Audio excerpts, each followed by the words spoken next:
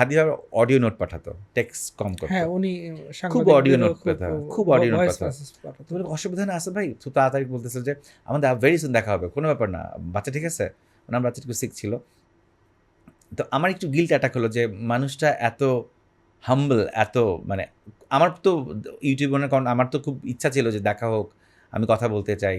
উনি এত পজিটিভলি নিল, আমার গিল্ট লাগতেছিল। এবং উনি ঠিক 2 দিন পরে আমাকে টেক্সট পাঠাইছে যে আজকে আমাদের প্রেস কনফারেন্স আছে মধুর ক্যান্টিনে, প্লিজ একটু পারলে চলে আসেন ঠিক বিকাল 3টায়।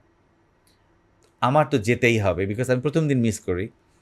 আমি জাস্ট বোধহয় ঢুকতে ঢুকতে প্রেস কনফারেন্স শুরু হয়ে গেছে। তো উনি আমাকে একটু ইশারা দিলে বসে যেতে, মানে উনি দেখছে যে আমি ঢুকছি, বসে যে প্রেস কনফারেন্স প্রায় 40 মিনিটসের মতো হলো, সব কিছু মিলে বিভিন্ন ইস্যুতে।